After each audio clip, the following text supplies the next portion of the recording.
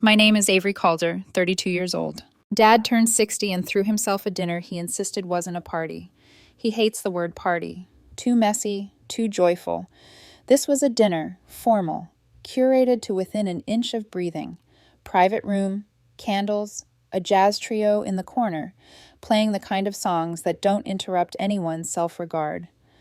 Our last name was printed at the top of the menus like we were a dynasty instead of three people who had gotten very good at misremembering what help looks like. I came a little late, not to make a point, just because points had never helped me in this family. The table was already loud with easy admiration when I walked in. Becca glanced at her phone like I was the notification she didn't need. Dad didn't look up. Mom gave me a small, lazy wave that would have fit better if I'd been holding a tray. There were about 12 of us. Cousins, aunts, two women I didn't recognize but understood immediately. You bring extras to applaud. I answered the usual questions about when I'd settle down and smiled through the semi-professional compliments of Melanie, my younger sister, the golden child.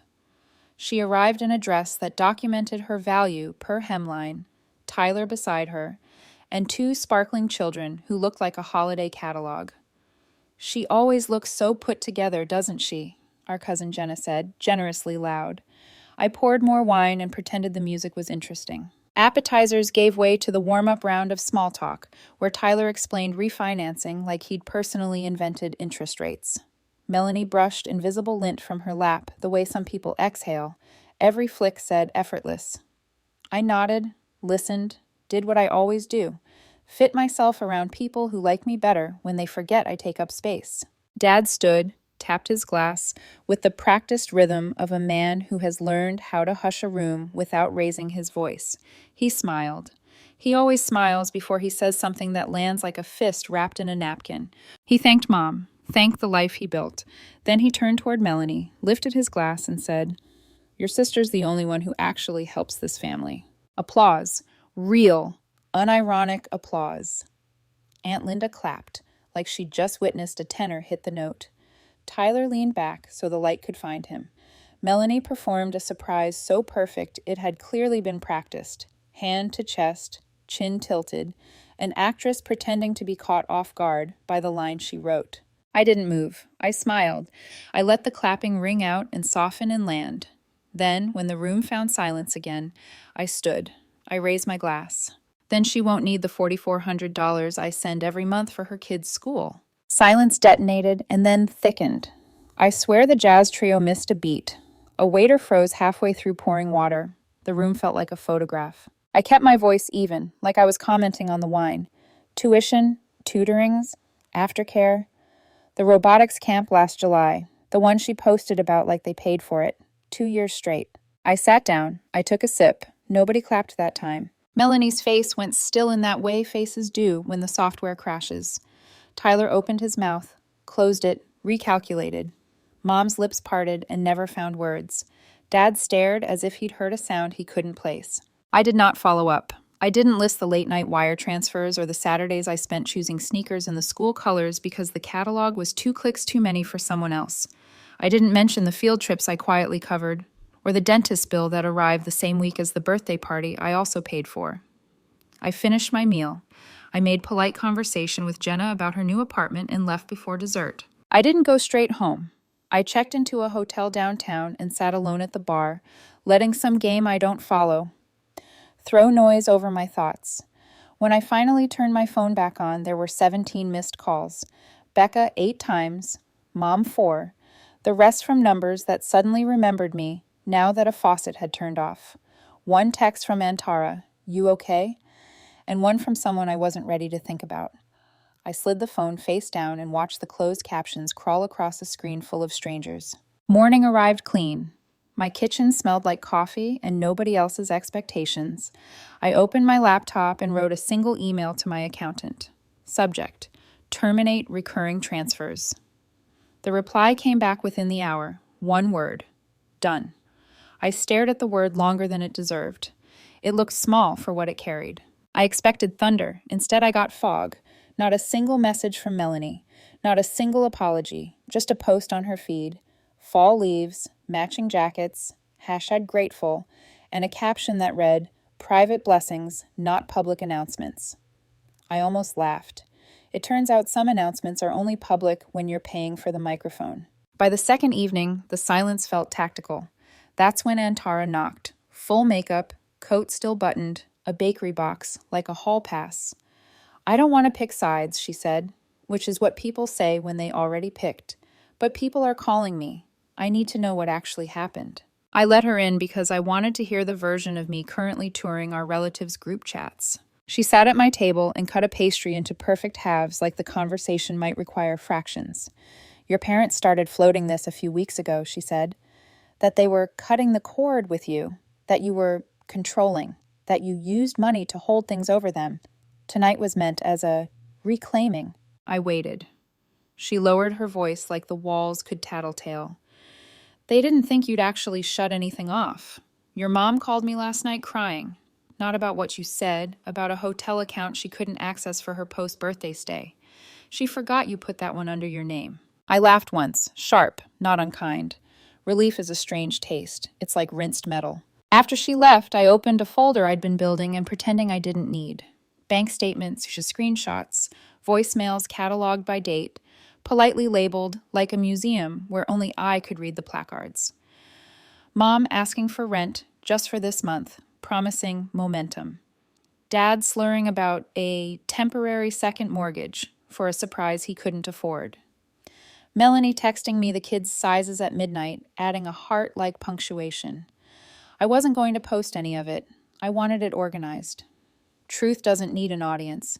It needs a place to live. The house breathed with me for the first time in a year. The quiet wasn't empty. It was mine. Somewhere between the clicking kettle and the cooling cup, a thought surfaced and sat beside me like an old friend.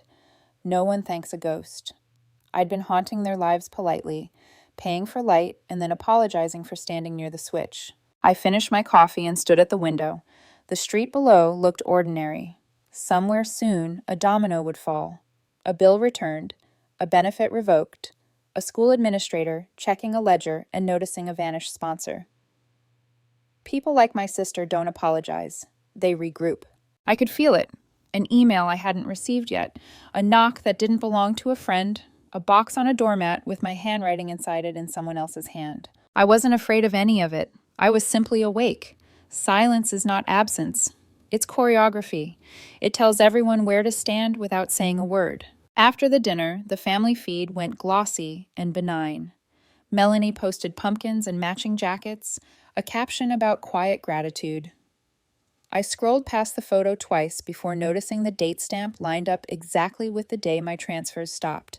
Private blessings, indeed. I kept expecting a call, a tirade, a carefully weaponized tear. Nothing. The quiet thickened like fog over water. By Monday, it felt less like distance and more like a tactic.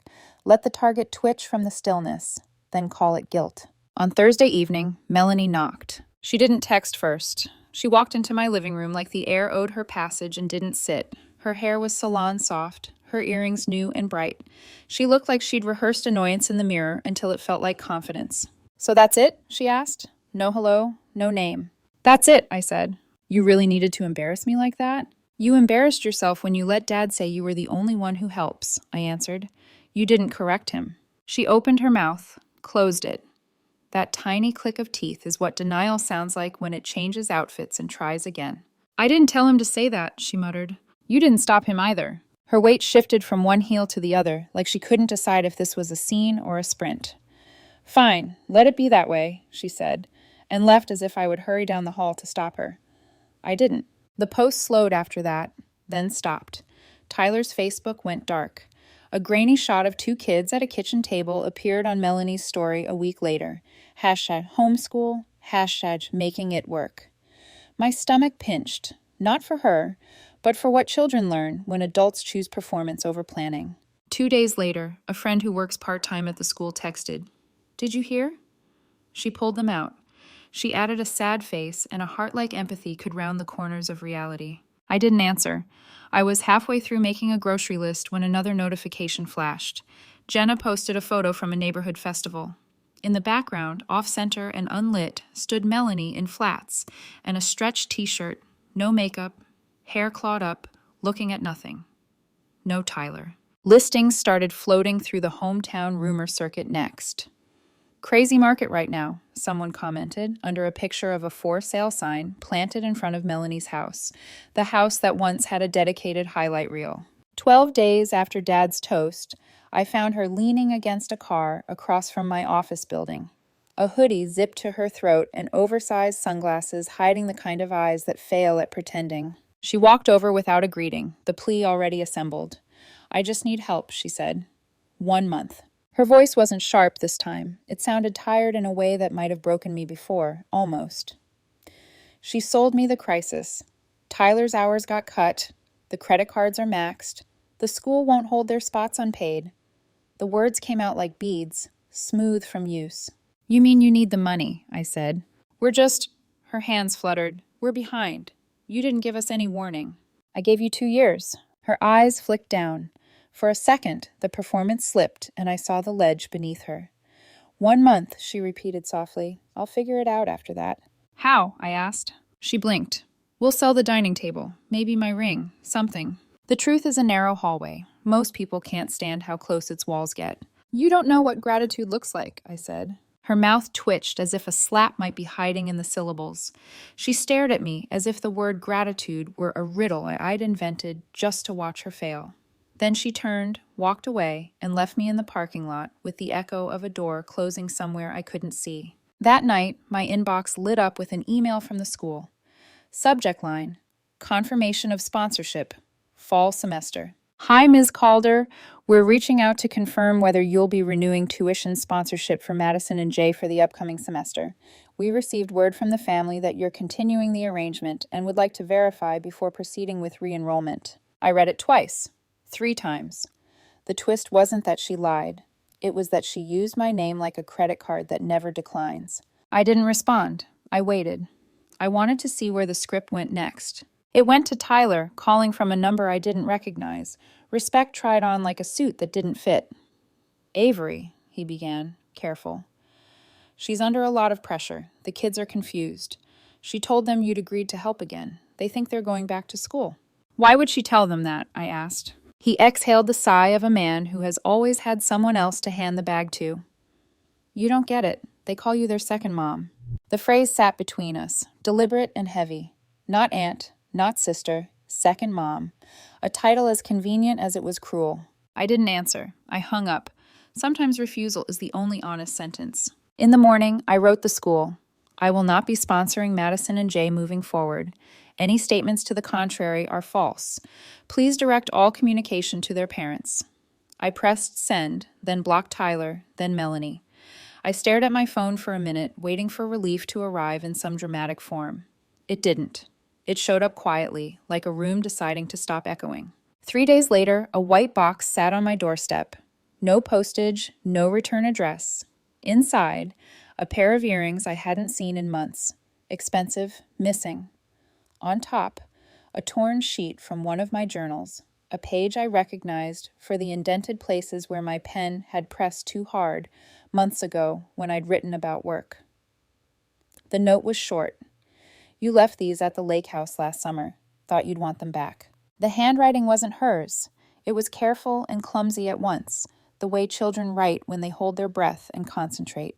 She'd made one of her kids write it.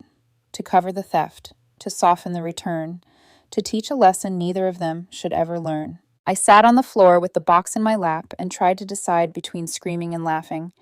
Neither fit. This wasn't just desperation. It was rot, boundary rot, the kind that doesn't care which drawers it opens or which hands it uses to do it. I put the earrings back in the box and slid it into the closet. I haven't touched it since. The school's online directory updated that night. Their names were gone. I refreshed twice. Still gone. As if the building had swallowed the last 2 years and left a clean, institutional silence behind. On cue, an email from Dad landed in my inbox. Subject: "Call me, please." He never emails. He writes texts like requests and leaves voicemails like verdicts.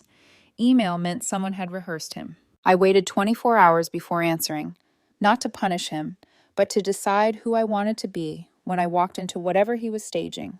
Not emotional, not explosive, strategic. When I finally called, he didn't say hello. "Avery," he said, voice already set to sensible. "We need you to come by the house. We all do." "We?" I asked. He didn't answer that part.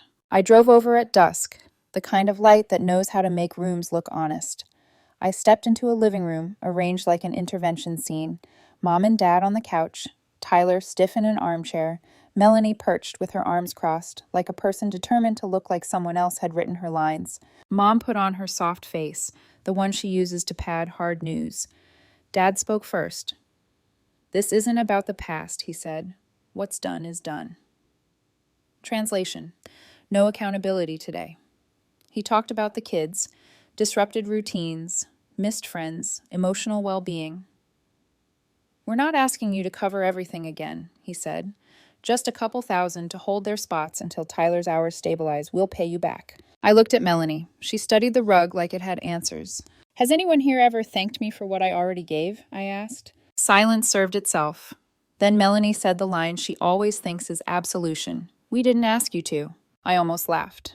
The math of entitlement is simple. If they never asked, then you never gave. And if you never gave, then nothing is owed, least of all gratitude. "That's exactly why we're here," I said, turning to leave. Dad stood. For the first time in years, he looked directly at me and let the performance go. "I'm sorry," he said. He said it once. He didn't dress it up, didn't blame, didn't barter. "I'm sorry for how I treated you, for believing her version of things, for letting a lie feel easier than a truth you kept paying for." He reached into his pocket and handed me a check. "From us. We're not expecting you to do this alone anymore, but please, help them through this patch." I didn't take the check. 2 months, I then 2 months, I said. "Paid directly to the school. Not to you, not to her. No extensions. No quiet second wave. After that, you figure it out." Dad nodded. Tyler nodded in delayed unison.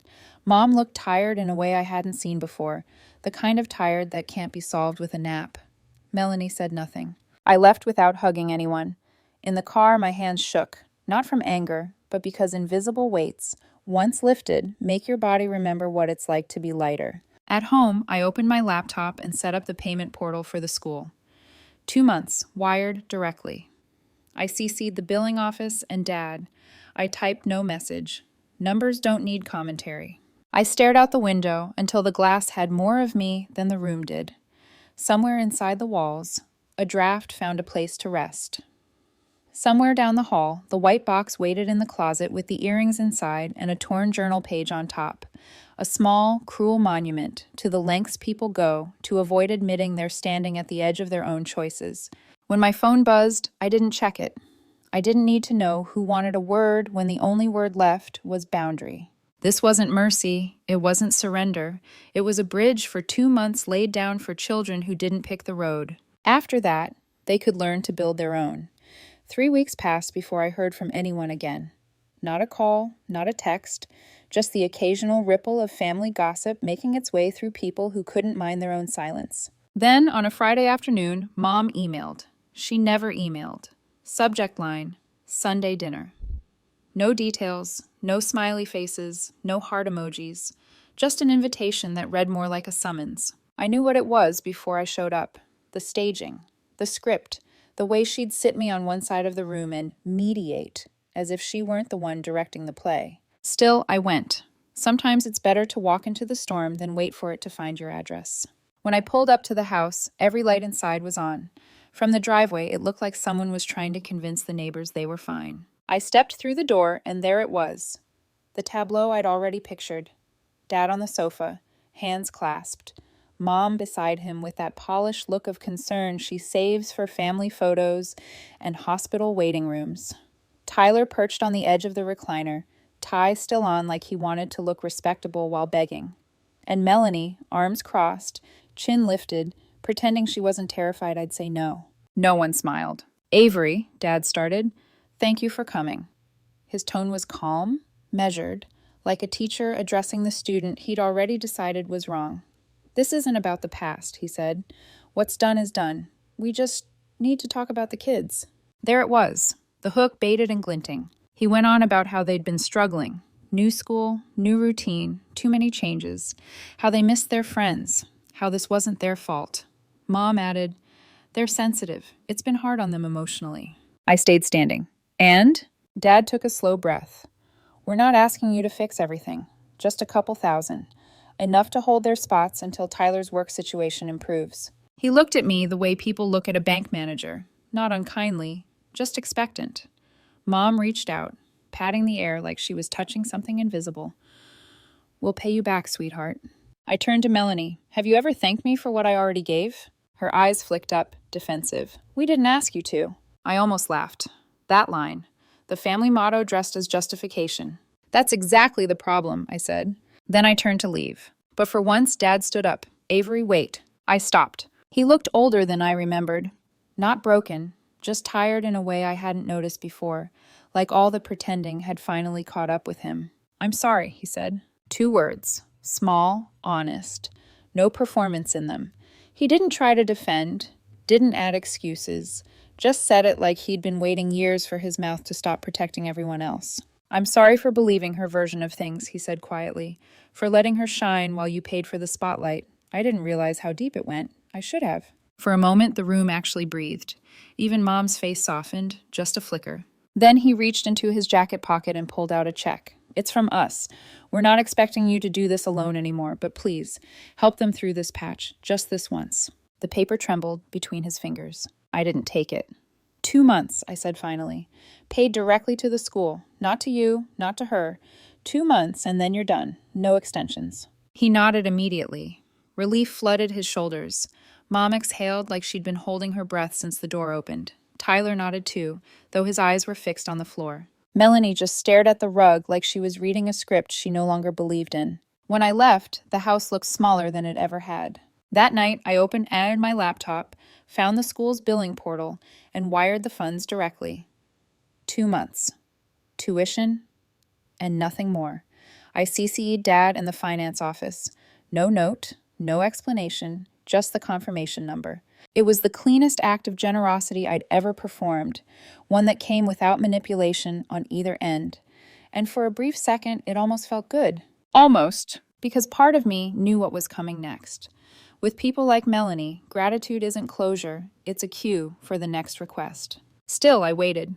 Days passed. No call, no thank you, not even a receipt from the school. Then, a week later, she appeared again. No call first, no warning, just her standing at my door like we'd never stopped doing this dance. Hair messy, dark circles under her eyes, hoodie zipped halfway, holding her phone with both hands like it might keep her upright.